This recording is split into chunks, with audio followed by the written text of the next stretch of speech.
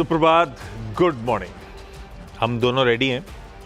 आप लोग I am sure ready हो चुके होंगे। अपना आइडिया है कि सब लोग होमवर्क कर लें, तो आप अपना पेंसिल पेपर रेडी रखना। 20 स्टॉक डिस्कस करेंगे जो आज किसी ना किसी वजह से पहले से जो आइडिया है कि आज शायद सेशन में रडार पर रखने चाहिए। अब आइडिया पहले से इसलिए कर रहा हूँ कि सेशन खोलने के बाद तो सब तस्वीर बदल जाती है, कहाँ पे एक्शन आ गया, कौन सा सेक्टर चल रहा है, वो सब तो कंटिन्यूस सेशन बताएगा। पर ये सिर्फ होमवर्क कर रहे हैं अपन लोग। ट्रेडिंग इन्वेस्टमेंट का कोई मन कर रहा हो यहाँ का डिस्कशन सुन के, तो एक फाइनेंशियल एडवाइजर से कंसल्ट करिएगा, ब्रोकर से कंसल्ट करिएगा, वो ज़्यादा बेहतर है। और खुलने दीजिएगा स्टॉक को। क्या पता डिस्कशन हो रहा हो उस स्टॉक पे जो ऑलरेडी पता है कि तेजी होने वाली, तो हो सकता है गैप के साथ खुलने के बाद सारे समीकरण बिगड़ जाएं, ठंडा पड़ जाए वो स्टॉक। तो इसीलिए मुश्किल हो जाता है सुबह सुबह उठ के ये डिसाइड कर लेना कि आज सेशन में यही स्टॉक रडार पे रहेंगे। खुलने देने के बाद तस्वीर बदल जाती है सारी। खैर, संकेत आज फिर फ्लैट है। वीकनेस आई थी कल, दिक्कत में तो है भारतीय बाजार, इसमें तो कोई शक नहीं है। एफआईआई की बड़ी एग्रेसिव पोजीशनिंग है, खूब शॉर्ट्स ऐड करे जा रहे हैं, कैश में बिकवाली कर रहे हैं। मूड तो उनका बिगड़ा हुआ है और अपने पास भी कुछ ऐसा है नहीं तस्वीर बदलने के लिए ना। रिजल्ट एक अच्छा आया, रिजल्ट थोड़ी देर बाद ऐसा लगा दूसरा गड़बड़ा गया, तो फिर वहीं इवन स्टीवन हो गया मामला। रिजल्ट भी क्लैरिटी नहीं दे रहा कि इंडिया इंक परफॉर्म कैसा करेगा।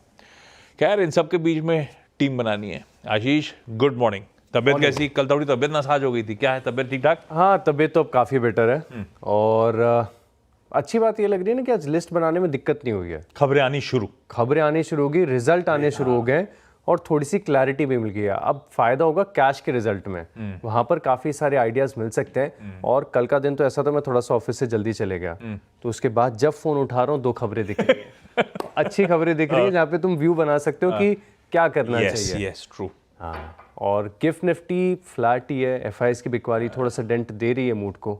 वो करें क्या ना, ट्रेड डील का क्लैरिटी आ रही है ना, कुछ हो ही नहीं रहा है। 24 घंटे 48 घंटे करते करते अब यहाँ आ गए वीकेंड पे। अब वीकेंड में होगी तो और नर्वसनेस बाजार को, और दिक्कत क्या निकल के आएगा। हाँ, तो कोई कैटलिस्ट ऐसा नहीं है जिसके चलते बड़े एग्जैक्ट वर्ड, कैटलिस्ट है नहीं अभी हिलाने के लिए। खैर, स्टॉक कौन से शुरुआती स्टॉक है? सबसे पहले ओएनजीसी। अच्छा, ये स्टॉक ऐसा है ना, जो आप अभी बता भी रहे थे कि कुछ हो नहीं रहा है, ये परफेक्ट एग्जांपल है। इसका डेली चार्ट देखना चाहिए और कैंडल्स पे देखना चाहिए।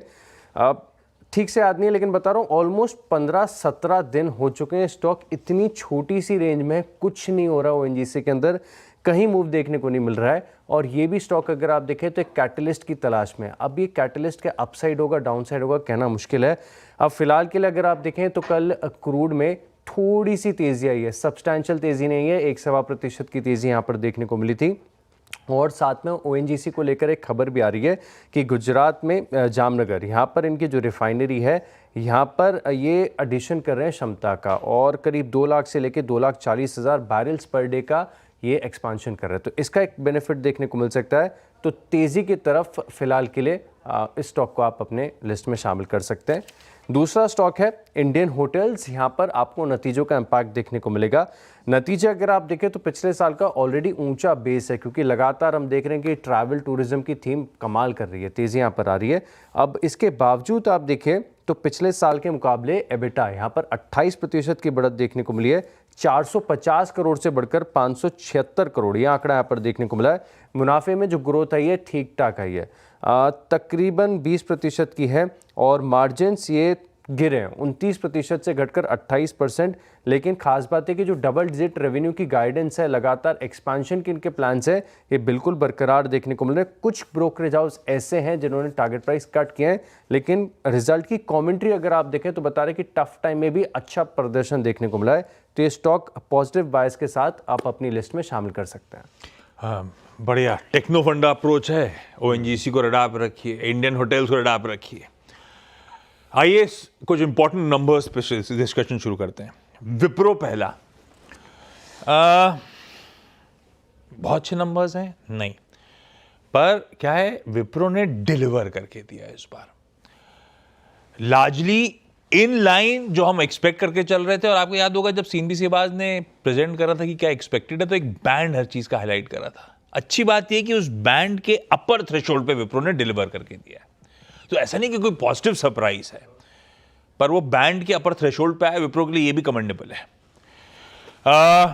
कांस्टेंट करेंसी में आए, अपन कह रहे थे कि मतलब इन्होंने गाइड करा था 1.5% से 3.5% गिरेगी, और ज़्यादातर ब्रोकरेज यही मान के चल रही थी कि इसी के बीच में 2 से 3% गिरेगी, गिरी 2% गिरी, तो एक ठीक है बैंड में आई, लेकिन अपर थ्रेशोल्ड पे आई, कम गिरी। ब्रोकरेजेस मार्जिन परफॉर्मेंस के डिवाइडेड थे, मैंने आपसे कहा था पिछले क्वार्टर से या तो प्लस 30 बेसिस पॉइंट से माइनस 30 बेसिस पॉइंट, इस बीच सारी ब्रोकरेजेस थी। मार्जिन है प्लस 20 बेसिस पॉइंट, बैंड में है, अपर थ्रेशोल्ड पे है, एक और कंफर्टिंग बात, ठीक है। टोटल बुकिंग्स वैसे सबकी स्ट्रांग है, अपन साल दर साल करने की कोशिश कर रहे हैं, क्योंकि मार्च क्वार्टर और जून क्वार्टर में फर्क ये जाता है कि मार्च क्वार्टर में ऑर्डर बुकिंग्स आमतौर पे स्वेल करती हैं, उसके बाद एग्जीक्यूशन पिकअप होता है। इनके लिए क्यू ऑन क्यू भी टोटल बुकिंग्स में 24% का जंप है, ऑर्डर बुकिंग्स वाकई स्ट्रांग है। इन्होंने एक और चीज बताता हूं, गाइडेंस इंपॉर्टेंट होती है। अपन ने कहा था नो ग्रोथ से निगेटिव ग्रोथ का क्वार्टर, 0 से -2%। कुछ ब्रोकरेज कह रही थी कि यार 0.5% तक दे सकते हैं, इन्होंने -1 से +1 की बात करी है। तो कुछ शेड गाइडेंस में अच्छा है, नंबर्स इन लाइन है अपर थ्रेशोल्ड को चैलेंज करते हुए, इसीलिए नंबर्स अच्छे कहूंगा। कमेंट्री ठीक है। श्रीनी पालिया साहब कह रहे हैं कि हमने मोमेंटम बिल्डअप कर लिया है, एक स्ट्रॉन्ग पाइपलाइन है और वेल पोजिशन है सेकेंड हाफ में अब अच्छा करने के लिए। उसका अगर हाईलाइट है तो फिर Q2 की गाइडेंस अच्छी है। तो विप्रो इन ग्रीन रख लो, ताबड़तोड़ नहीं है, पर कंफर्ट आ गया टीसीएस के डिसअपॉइंटमेंट के बाद से कि ना टीसीएस का अपना इशू था, ये सब पटरी पे चल रहे हैं। इसी के चलते रब ऑफ ले लेता हूं इन्फोसिस को, क्योंकि अगले हफ्ते वेडनेसडे को इन्फोसिस के नंबर्स आने। बस एक चीज है, इन्फोसिस को हम हमेशा कहते थे बेलवेदर। बेलवेदर क्यों कहते थे?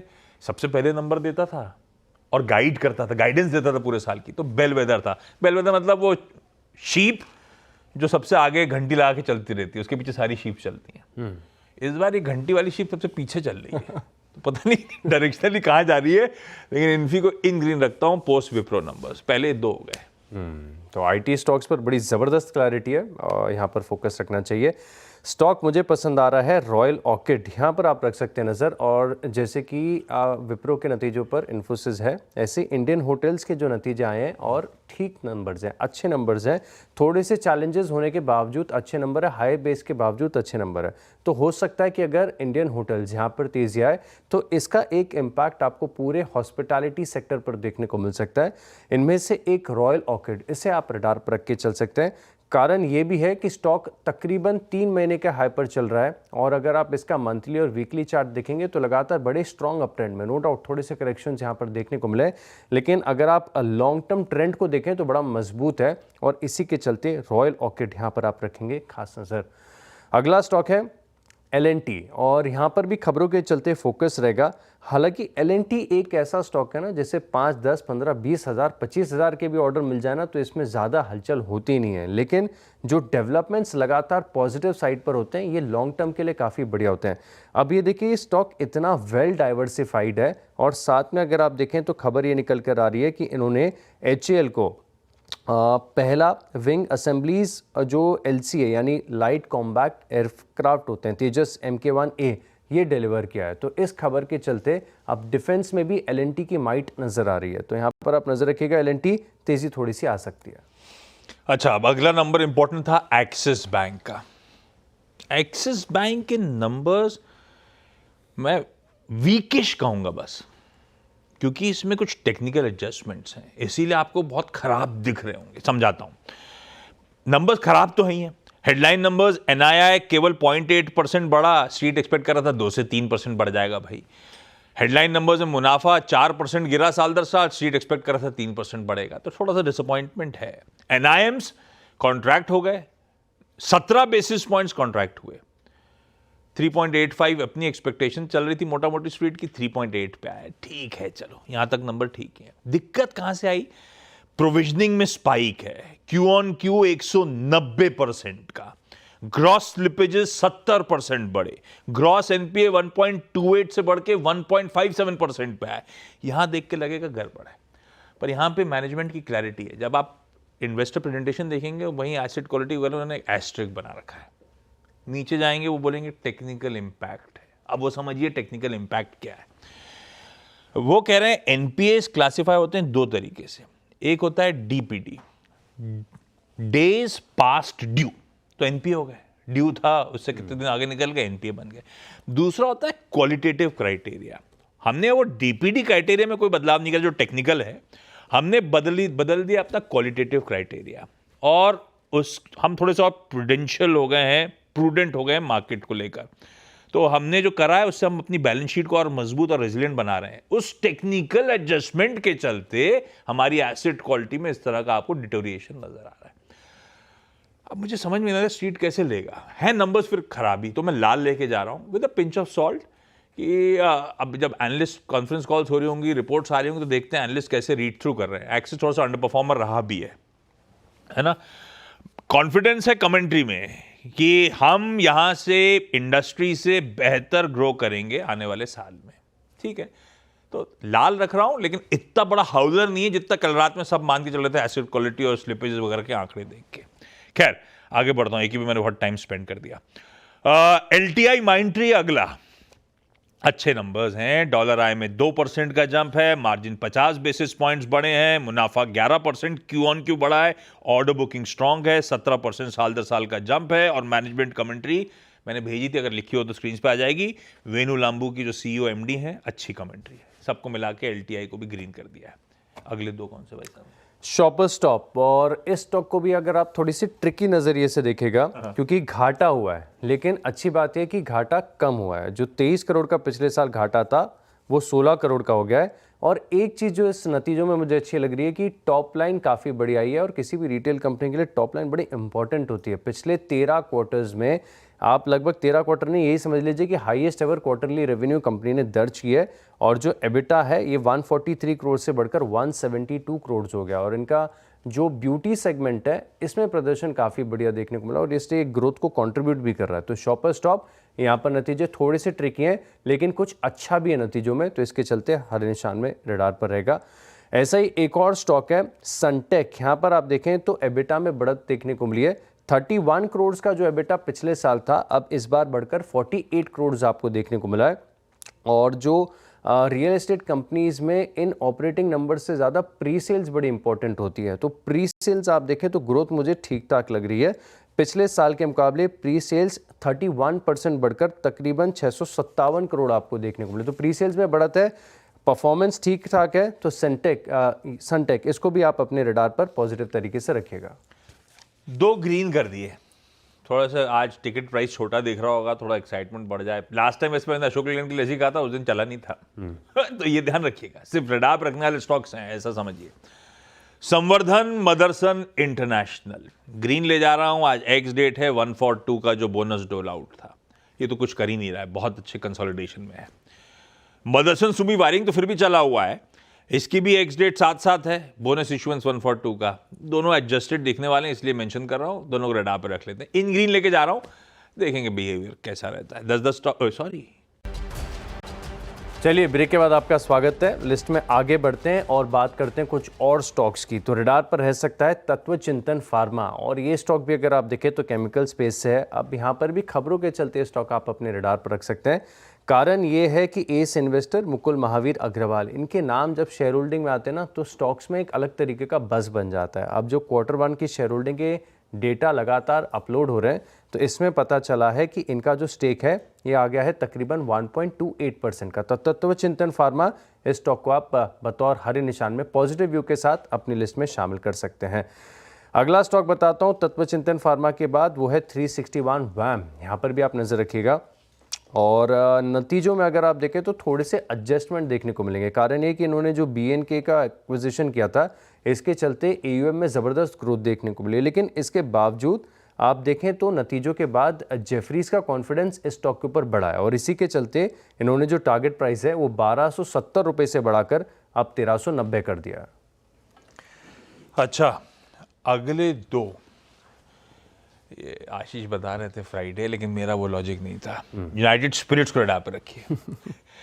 अपन लोग इंतजार कर रहे थे यूएस के साथ कुछ trade deal, partial deal, mini deal, भगवान जाने क्या क्या सब अटकलें लगी हुई थी, कुछ नहीं होके दे रहा। इस बीच एक चीज अपडेट आया है कि इंडिया और यूके अगले हफ्ते फाइनली वो long awaited free trade agreement sign कर देंगे। क्या होगा? हमारे एक्सपोर्ट जो हैं, जैसे कि वो चमड़ा, फुटवेयर वगैरह, वो उसको तूल मिलेगा, वो सस्ते होंगे वहाँ पे। उनकी विस्कीज और उनकी कार सस्ती होंगी। फ्राइडे भी था, जैसा ये कह रहे हैं, मैं तो नहीं कह रहा। और ये ट्रेड डील के चलते एक ही स्टॉक सबके जहन में आता है, यूनाइटेड स्पिरिट्स। डियाजियो का पोर्टफोलियो भारत आ सकेगा सस्ते में। यूएसएल ग्रीन लेके चलता हूँ, बढ़िया कंसोलिडेट भी कर रहा है स्टॉक, अच्छी पेडिग्री भी है। अब जब कार की चर्चा करी दी थी साथ साथ, तो टाटा मोटर्स भी मेंशन कर देता हूँ। हालांकि ये सब पे बहुत ज़्यादा रिएक्शन होना नहीं है, जब खबर आई थी तब रिएक्ट कर चुके हैं सारे के सारे। पर ठीक है, आज मौका मिल गया 10 स्टॉक बताने, तो मुझे क्या क्या रडार पे रखना है, तो ये दोनों बट ऑब्वियस रडार पे रहेंगे, यूएसएल और टाटा मोटर्स। अगले दो कौन से भाई साहब? पॉलीकैब, बहुत इंप्रेसिव नंबर्स यहाँ पर नज़र आ रहे हैं अब तक के ट्रैक रिकॉर्ड के हिसाब से। अब थोड़ा सा इंटरनल स्कोर देखना पड़ेगा, लेकिन एफएमईजी ये लगातार प्रॉफिटेबल देखने को मिला है।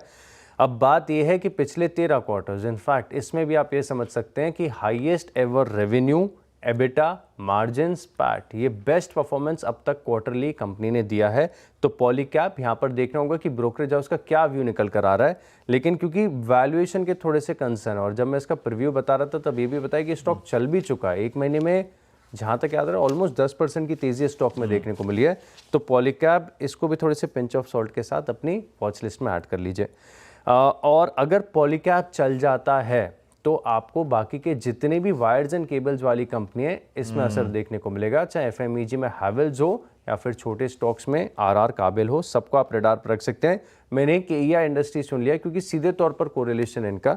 तो केईया इंडस्ट्रीज, पॉलीकैब अगर पॉजिटिवली रिएक्ट करता है तो यहाँ पर भी आपको तेजी देखने को मिल सकती है। गजब है पॉलीकैब। ऐसे स्टॉक किसी किसी की बुरी खबर में मौके देते हैं, अदरवाइज मौके भी नहीं देते। खैर, ये रखिए स्टॉक्स रडार पे। अगले दो जो है उसमें एक ल्यूपिन लाल रख रहा हूं। पहले एक अपडेट आया कि ऑस्ट्रेलिया की एक रेगुलेटर से इनकी एक फैसिलिटी को मंजूरी मिली, छोड़ दिया मैंने, कहा खैर बकवास। फिर आई खबर यूएस एफडीए की इनके पीथमपुर यूनिट 2 को लेकर, फिर गाज इनके बहुत सारे प्लांट्स यूएस एफडीए में फंसे हुए हैं।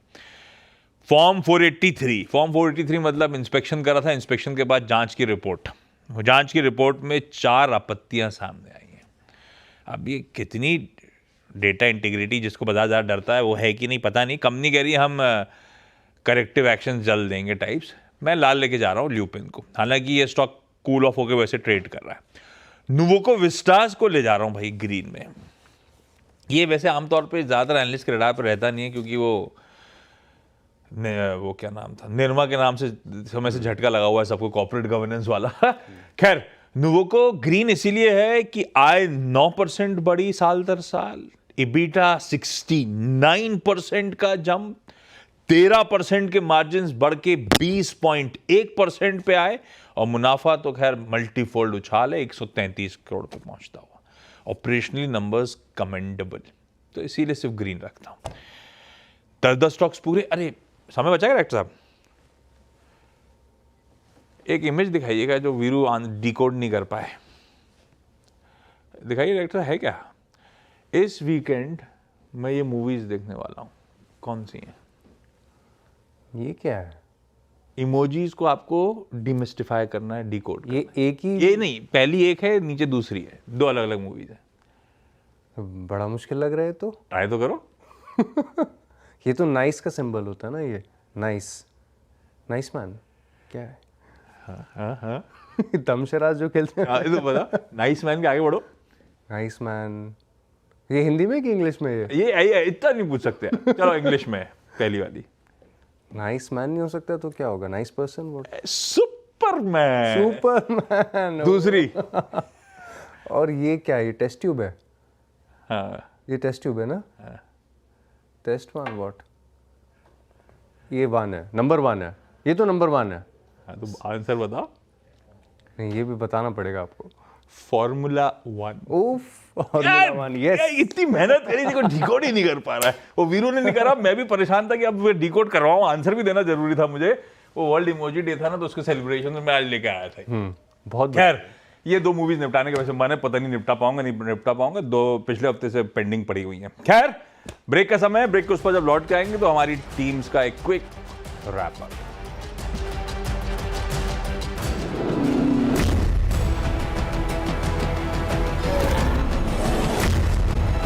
हमारी फोकस लिस्ट है तैयार और अब जल्दी से देखते हैं रिकैप। ओएनजीसी इस स्टॉक को आप रखेंगे रडार पर। इंडियन होटल्स के नतीजे अच्छे हैं तो रॉयल ऑर्किड इसको भी आप फोकस में रख सकते हैं। एलएनटी यहाँ पर भी नजर रखनी है और शॉपर स्टॉप के नतीजे ठीक ठाक देखने को मिले। सेंटेक यहाँ पर प्री सेल्स में बढ़त है। तत्व चिंतन फार्मा इस स्टॉक को भी रखिएगा रडार पर। 361 वैम यहाँ पर ब्रोकरेज हाउस की तरफ से टारगेट प्राइस बढ़ाए गए। पॉलीकैब और केईया इंडस्ट्रीज दोनों स्टॉक रखेगा रडार पर। ओके, मेरी 10 की टीम भी स्क्रीन पर रख दीजिए। सब किसी ना किसी रीजन के चलते रडार पे हैं, वो रीजन भी स्पेसिफाइड हैं, लेकिन एक्सिस और ल्यूपिन लाल में ले जा रहा हूँ। पर दोनों का समझाया मैंने, कहानी किस तरह की कॉन्फ्लिक्टिंग है। इन green Wipro, Infosys, LTI, Mindtree, Samvardhana Motherson Sumi Wiring, United Spirits, Tata Motors और नुवोको विस्टास को रख दिया।